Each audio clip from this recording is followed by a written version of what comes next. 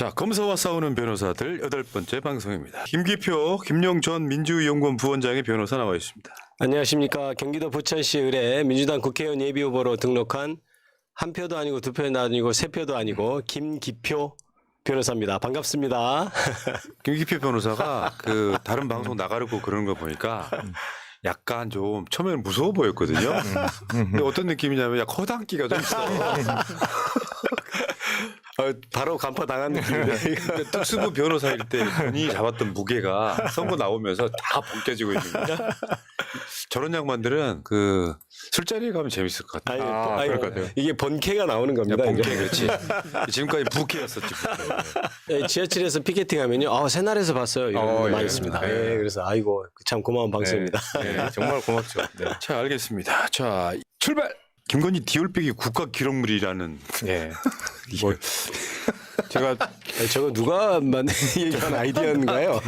그럴 필요가 있을까 싶을 정도로 아니 좀 잘못했으면 이게 할 말 없으면 가만히 있으면 좋겠어요. 예? 그러니까 가만히라도 있으면 좀 뭐랄까요, 그 비난이라도 안 받을 텐데 왜 이렇게 이상한 얘기를 해서 아니 그러면 저는 이런 생각을 해봤어요. 이제 약간 뭐랄까요, 약간 치기하는 생각.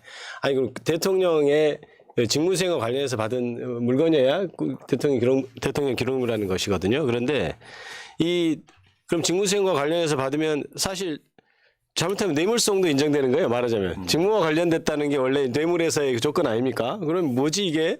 그러면 그 받은 이유가 만약에 다른 어떤 의도가 있다면 뭐 범죄를 자백하는 건가? 제가 이런 생각을 해봤어요. 참 사실 맞죠. 참 웃긴 변명이죠. 저게 지금 윤석열이 집권하고 나서 지금까지 보여준 모습이 자기 지지층 중에 극우들한테만 설명하고 있는 거예요. 네. 대충 이렇게 이야기하면 대충 이렇게 알아듣겠지. 그러니까 지금 분위기는 그런 거거든요. 그러니까 극우들이 보기엔 김건희 여사는 깨끗한 사람이야. 그런 식으로 말도 안 되는 실드를 치고 자기들끼리 서로 갇혀 스스로. 극우의 울타리에 갇혀. 나머지 사람들이 보기엔 웃긴 거죠 이게.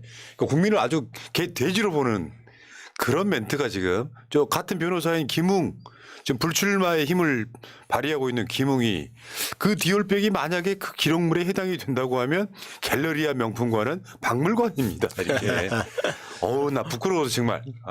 그 반환 창고라고 또 했었잖아요. 네. 그 반환 창고는 뭐 이거 또 어떻게 논리적으로 이거 혁파를 해야 돼? 이게 꿩인가요? 그 왜 사냥 당하면 자기 머리만 이렇게 박는 게 꿩이죠? 전 동물 그렇게 알고 있는데 그런 어떤 지경인 것 같다. 변명하는 게. 그러니까 내가 아니라고 하면 그냥 변명이 될 거라고 생각하고 변명하는 것 같다. 앞뒤 논리는 생각하지 않고 이런 느낌이어서 이게 수준이 대통령 배우자 관련한 어떤 사건에 대한 대응 수준이 왜 이럴까? 참 그것도 슬픈 일이죠. 이런 측면이 있어요. 네. 좀 진지 빨면 이야기 한번 해볼게요. 네. 근데 지금 이 상황은 지금 명품백을 이번에 저 KBS하고 지금 대담한다는 거 아니에요? 윤석열 나와서. 네. 그러면 요거는 이제 질문지를 대통령실이 만들어줬을 가능성이 있는 거예요.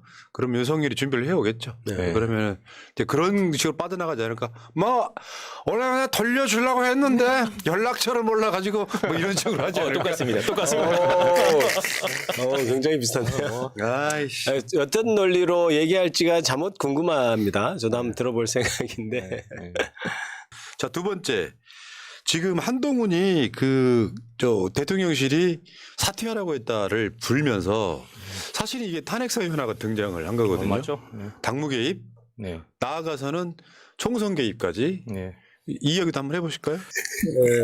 일단 이번 총선이 이제 그 윤석열 정권에 대한 어떤 윤석열 대통령에 대한 심판의 총선이 돼야 된다는 것은 민주당원 동지 여러분뿐만 아니고 다른 대부분의 국민들이 동의하는 것이라고 저는 생각을 하고 있고요. 저는 이제 지금 현재 그 지금 용이라고 해야 되나요? 이제 어떻게 해야 되나요? 옛날엔 당청인데 지금 당룡인가요? 당룡 간의 관계가 당룡 간의 관계가 요새 그 어느 때보다도 수직적인 것 아닌가? 이제 그렇게 인식이 되잖아요. 이제 수많은 세월 동안 부하와 이렇게 상관으로서 지냈던 두 사람이 하나는 용, 하나는 당 이렇게 있는데 그런 어떤 국민들의 인식에도 불구하고 지켜야 될 선이 있는 겁니다. 그러니까 정확히 말하면 용산은 용산대로, 또 정부는 정부대로, 당은 당대로 각각 헌법이 부여한 사명이 있는 것이잖아요. 그런데 예, 옛날에 그 노무현 대통령 탄핵을 왜 당했습니까? 지금 선거 국면에 뭐 말 한마디 했다고 지금 탄핵해가지고 그랬잖아요. 우리 당이 좀 잘 됐으면 좋겠다. 예, 예, 그 말 하나로 지금 탄핵을 했는데 지금 저거는 야, 너 그만둬 이렇게 했다는 건 아니면 그게 약속 때려인지 모르겠어요. 약속 때려이라고 하는 사람도 있고 저는 뭐 좀 달리 생각합니다만 어찌됐든 그런 사안 자체는 굉장히 헌법 위반적인 사고 방식이고 행위이기 때문에 저거는 분명히 문제 삼아야 된다. 이게 제 기본적인 생각이에요. 저 어떻게 저걸 대놓고 하죠. 저는 그게 너무 이해가 안 갔어요. 어떻게 대놓고 이렇게 대통령실에서 그만두게 하고 또 그걸 인정하고 이러는지 그것도 역시 이해가 안 가는. 그러니까 분위기였어요. 한동훈이 사퇴하라고 했다. 난 거절했다. 네. 이걸로 저는 진짜 경로를 했을 사람은 윤석열인 거죠. 그걸 그냥 까버렸으니까. 네, 그렇죠. 근데 지금 파란 옷 입은 두 분은 청와대에 계셨잖아요. 네네. 근데 청와대에서 당시에 선거 나가는데 어떤 도움 주던 거 없어요. 문재인 정부는 확실히 그 부분에 있어서 이렇게 법과 이런 걸 지키려고 굉장히 노력을 많이 했던 정부죠. 그래서 저거는 상상할 수 없는 예, 그렇습니다. 지금 여론을 보면 윤석열이 완전히 여기 시사방송에 다른 얘기를 하겠지만 한동훈에 대한 사람들이 지지율이 올라간 게 아니고요. 네. 대구 경북이든 호남이든 윤석열에 대한 어떤 그 탄핵의 여론 같은 것들이 올라간 거를 여론조사에 한동훈 지지율 올랐다는 식으로 표현하면 안 돼요. 아무 의미 없고. 자, 이 이야기도 넘어가시고 지금 뒤에 재밌는 얘기가 많아가지고 엊그저께 기자회견 하신 거 김용 사건 위증 조작 검찰의 언론 플레이. 기자회견을 하게 된 배경이랄까요? 이걸 간단하게 설명드리면 김용 전 부원장 재판에서 위증이 되었다. 이렇게 돼서 이제 언론에서 굉장히 떠들썩하게 되고 이제 판결도 내려졌는데 그 부분에 있어서 마치 정말 위증이 있었다는 듯이 이렇게 언론 플레이가 되고 거기에 또 최근에는 김용 부원장 뿐만 아니고 이제 뉘앙스는 뭐 정확히 명예훼손적인 말은 일부러 피해 갔습니다만은 마치 다 뒤에 민주당이나 이재명 대표나 이렇게 있는 듯이 이렇게 언론에 보도가 돼서 이 부분은 정확하게 좀 규명하고 사실을 밝힐 필요가 있겠다고 해서 지금 기자회견이 이루어졌는데요.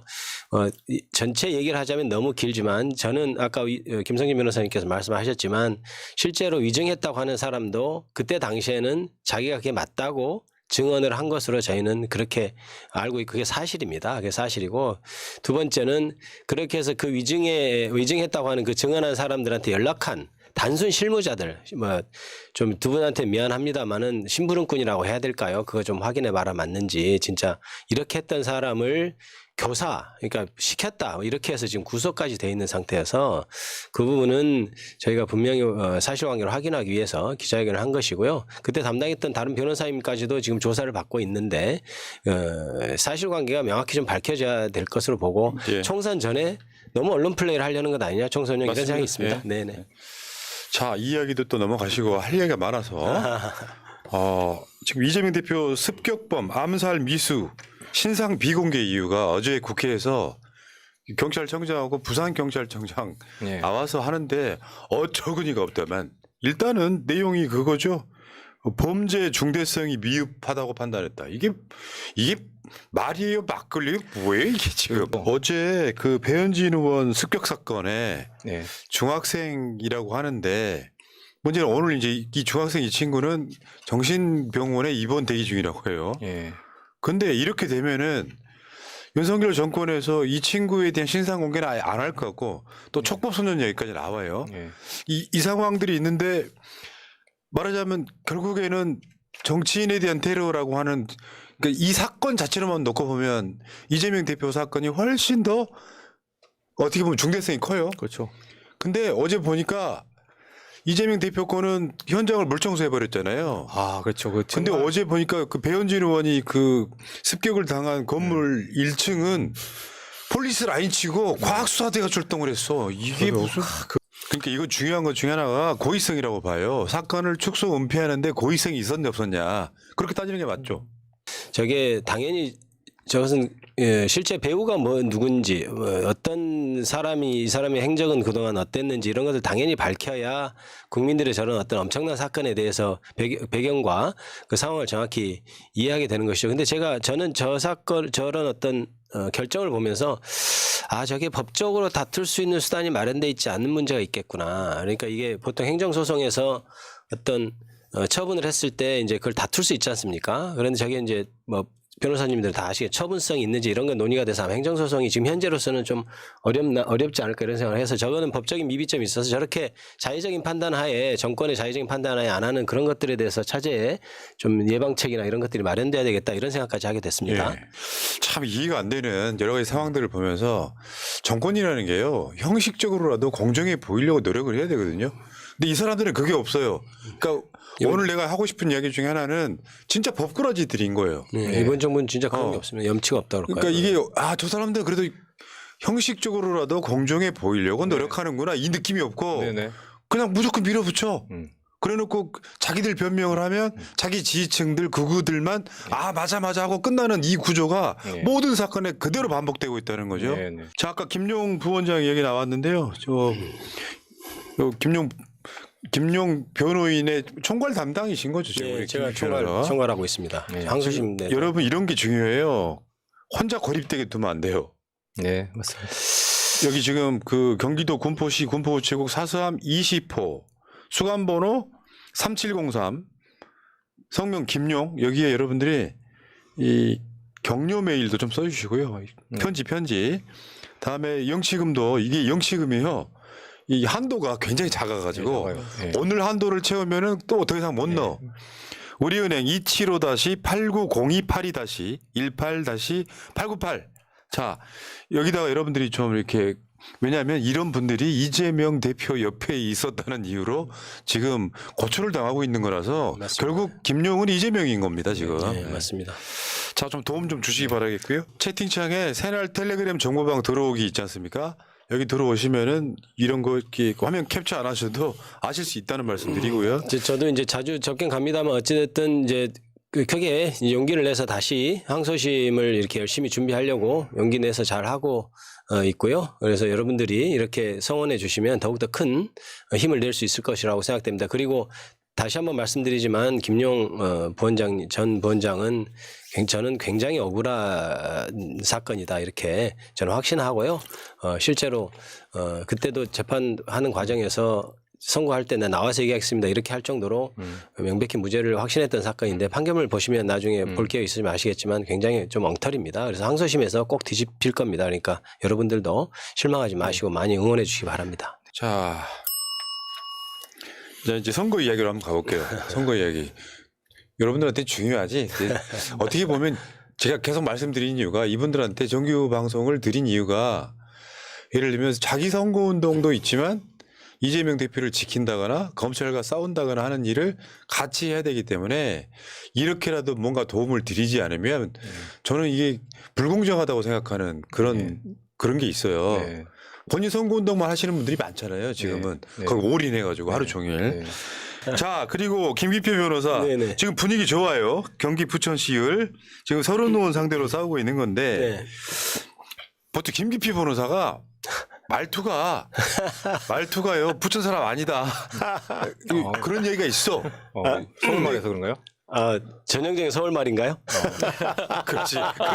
서울의 사투리. 부천에 올라온 계기가 있다면서요? 저는 이제 제가 사실은 이제 고향이 전남 보성이라는 곳인데요. 이제 리에서 다음에 단위가 뭔지 혹시 들어본 적 있습니까? 마을. 전남 보성군 등량면 예당 리 있지 않습니까? 마을. 예당 7구 뭐 이런 구라는 구라는 표현을 씁니다. 아시는구나. 처음 들어보는구나. 예당 3구, 예당 7구 뭐 이래서 무슨 불악이라고 다른 표현으로 네. 불악이라고 하는데 이제 그런 데서 제가 자랐고 태어나고 자랐는데요. 저희 부모님 아직 거기 두 분 다 구전에 계십니다. 저희 아버님이 이제 올해 해바가 바뀌어서 94살 잡섰고. 94이요? 와, 그렇습니다. 저희 어머니는 90살 잡섰는데 이제 두 분 다 약간 이제 연세가 드셔서 조금 뭐 불편한 점이 있지만은 그래도 건강하게 살아계신데 사실 저희 부모님 그때부터 계속 제가 여기 부천 와 있을 때부터 계속 살고 계셨고 저는 이제 초등학교 때 누나가 저를 키웠죠. 누나가 부천에서 이제 직장을 다니고 있었어요. 혹시 엄마 같은 누나 그런 그렇죠. 느낌이죠? 그렇죠. 저희 큰 누나가 몇 남매예요? 저희가 이제 저희 어머니가 이제 딸을 5을 낳고 그다음에 저를 낳고 또 다음에 또 그렇게 딸을 못 낳다가 아들을 낳으면 또 아들이 낳는다라는 어떤 속설을 믿고 또 애를 낳았는데 또 동생 여동생이 나왔죠. 그래서 제 어머니는 그래서 저한테 제가 그래서 이제 큰 누나가 저하고 13살 차이 납니다. 그래서 그때 이제 부천에서 이제 서울에 이제 직장을 다니고 있어서 그래서 이제 저희 어머니가 이게 시골에서 이제 집도 좀 많이 어려웠죠. 어렵고 여기서 키우다가는 얘가 조금 공부는 하는 것 같은데 공부는 하는 것 같은데 여기서 키워가지고는 뭐 도저히 비전이 없지 않나 이래서 이제 누나를 설득해서 저를 올려보냈죠. 그래서 제가 진짜 성공한 케이스다. 그렇죠. 그런 거잖아요. 그 옛날에는 예. 여성분들, 그러니까 딸들은 공부도 많이 안 시키잖아요. 네. 그래가지고 아들 하나 딱 나왔어. 네. 딸 5명 다음에. 그럼 이제 여기 이 공부 좀 하는 것 같으니까 이거 무조건 올려가지고 그렇습니다. 출세시키자 네. 이런 거지. 네. 근데 성공해버렸어. 왜냐면은 서울대 나왔지. 거기다가 또 검사까지 했지 그러면은 시골에서는 최고로 출세한 거예요. 돈도 많이 버셨고. 돈도 많이 버셨고. 부천에서 저랑 그래서 다르지. 이제 부천에서 이제 누나들과 같이 이제 살면서 제가 이제 살았고요. 사실 누나들이 지금도 형제간의 우애가 굉장히 좋게 지내는데 제가 굉장히 누나들한테 평생 누나들이 없었으면 나 이 자리에 있지 않다 이렇게 생각하고 열심히 잘하려고 하고 있습니다. 아이고. 제가 미흡하지만 그래서 근데 서울대 다닐 때 한동훈과 관계는 어땠어요? 한동훈 이제 비대위원장이 저보다 1년 후배죠. 네. 1년 후배인데 학교 다닐 때 이렇게 아는 척하고 인사 정도는 했는데 제가 가까이 지내거나 잘 알지는 못하는 지금은 후배였습니다. 비슷했을 것 같아. 약간 뺀질뺀질한. 네, 제가 좀 들은 얘기가 있는데 아. 그때 이제 그 A, B, C, D 반으로 법대가 A, B, C, D 반 4개로 나뉩니다. 그러니까 이제 가나다 순으로 이제 하는데 저는 A 반이어서 잘 모르는데 이제 D 반에 속해 있었죠. 근데 D 반에 이제 속해 있으면 이제 D 반에 이제 학생회 활동을 하는 사람이 이제 후배들을 이렇게 하잖아요. 근데 저는 그 친구한테 들어서 사실인지 모르겠으나 그때부터 이제 검사를 해서 내가 정치인이 되겠다 이런 말을 공공연히 하고 다녔다고 그래서 그 이미 좀 대학교 때부터 뭔가 이게 다른 생각을 많이 품고 있었던 것이 아닌가 싶고요. 저는 뭐 다른 얘기들이 있는데 뭐 개인적인 그런 거라 그냥 굳이 얘기하지는 않겠습니다. 나 그게 궁금해요. 사법시험 합격했을 때 집안 사람들 반응, 지역의 반응. 예. 이제 연수원에 가면 이렇습니다. 제가 너무 웃겼던 게 그 교수님들이 연수원 교수님들이 현직 부장판사 부장검사잖아요. 그러면 이제 재미로 삼아서 자 플랜카드 걸린 숫자 몇 개 이러면서 막 그래서 저희 반에서는 그때 7개가 제일 많았는데요. 이제 시골이다 보니까 그 동네 여기에 이제 청년회 명의로 이제 플랜카드가 붙죠. 플랜카드 붙고 이제 잔치도 하고 그랬었습니다. 이제 시골이니까 그랬었고 사실은 제 동생도 사법시험이 돼서 지금 현직에 있는데 그래서 이제 또 제 동생도 머리 좋은 집안이구나. 그게 딱 그 보석 내려가면 딱 거시기 그 김모 그래서 김모 양반 내 자식들이 다 둘 다 공부를 겁나게 잘해버렸어. 이런 거예요? 예, 그 집 어디 집 하면 잘 알게 됐습니다. 그래서 모르면 간첩 이런 집안. 근데 사실 이 방송이 좀 재수가 없는 게 출연자 3사람이 다 서울대 출신이야? 그러네요. 뭐 서울대 동문회 지금? 그러네요. 자, 그러네요. 그렇군요. 그래서 지금 현재 부천에서는 근데 그게 서른의원 지역구를 선택한 이유가 뭐예요? 저는 그런 질문을 많이 받습니다. 그런 질문을 많이 받는 게 저희 부천을 굳이 잘 설명하면 제가 이제 초등학교를 나온 데는 갑이에요. 갑을병제 4개가 있는데 그 다음에 제가 중학교 고등학교는 또 병입니다.